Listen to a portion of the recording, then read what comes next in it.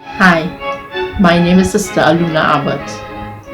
I'm a Dominican sister with the congregation of St. Catherine of Siena. I was the first of three children born to Elroy and Patricia Abbott. I was baptized Anglican, but when I was 12 years old, I made First Communion and became Catholic.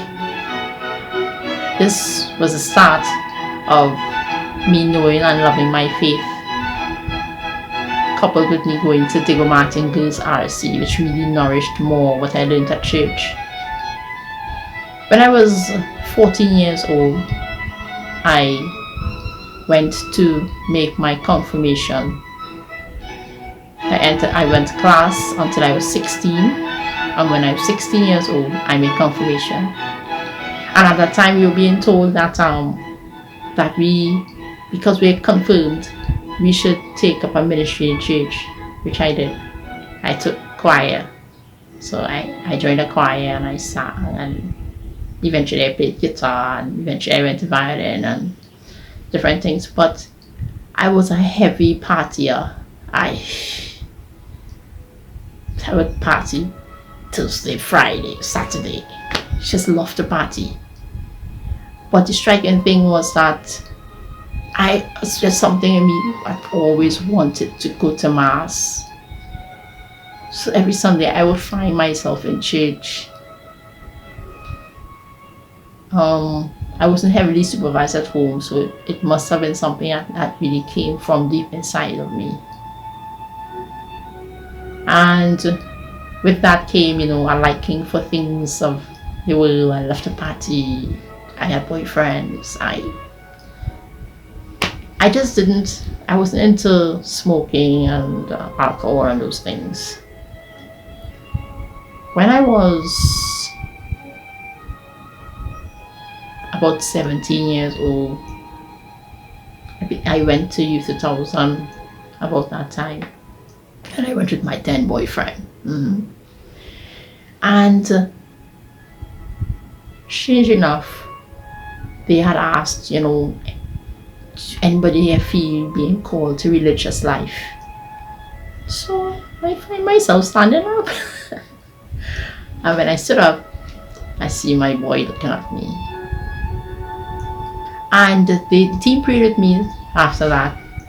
And one of the things that was revealed to me was that I would be they see me entering religious life wearing a black and white outfit with a black veil on my head with a white stripe on it. And then they said, but when God is ready for you, He Himself will tell you. And I went on normal. I was partying like every other day, partying, but I had to go to church. And then there was a time where I met some really cool friends in church through the Couples for Christ program. And this time I had really cool friends because they were partying and they were loving God at the same time. I was like, yeah, really cool, that's me. And so I stuck with them. We lined for years. We took Latin classes. We danced, and then Pier 1. We just had a ball. We did any and everything together. And one day, we went to go somewhere to Lime. And they said, we ended up by one of our house. And I went and we were playing Spin the Bottle, like truth or dare.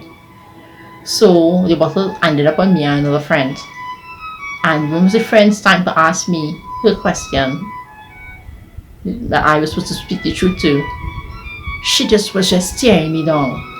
And I remember all of them looking at her. I was looking at her, and in my mind I'm like, why are you staring at me? What's wrong? What's going on with you? She was just staring as if there was like a blank canvas, like nothing there, just staring into nothingness. And then she opened her mouth and said, you want to become a nun? And I looked at my friends and I decided to just say, yeah. And they're like, wow.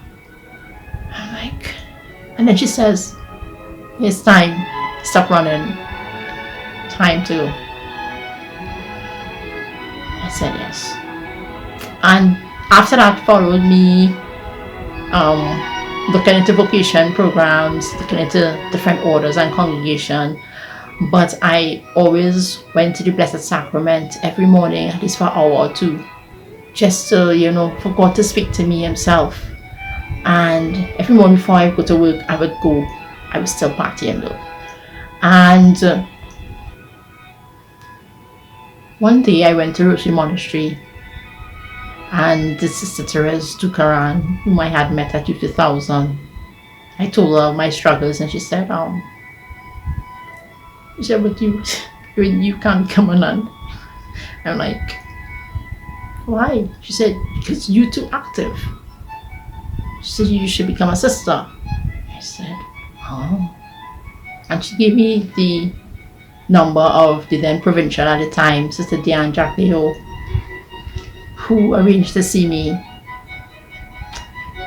And when the day came for her to see me, I decided that God, if you're going to call me, you have to call real hard. She said, because, I was really struggling with it. And at that time, baggy jeans was in style and stuff, so I wore my baggy jeans. I wore a lilac vest and 3 earrings in my ears, in each ear. Yeah, man. So I went and I sat down with her. And we chatted for 3 hours. After that chat with Sister Diane, she asked me, would you like to come and spend some time with us? I said yes. A year later, I entered with the Dominican Sisters, and I have been here since then. There have been a lot of times that were filled with joy and adventure. Sometimes it's low season, but the joy overtakes those times. And I have grown in a way that I never expected or knew through this life being with the Dominican Sisters of St. Catherine of Siena.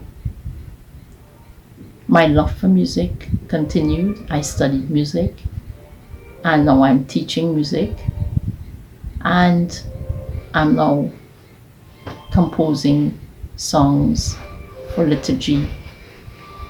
So I found within that call, within God calling me, another call to preach through music. I'm not one to go on the pulpits and preach or study long exegesis. That's not me. My way of preaching is through music. God has blessed me, and God has blessed this order, and God has blessed all of us with this wonderful gift of preaching, and we would like others to share in our gift too, by being part of our Dominican lives and our Dominican family. So I would like to end with saying praise to God. Lord Are.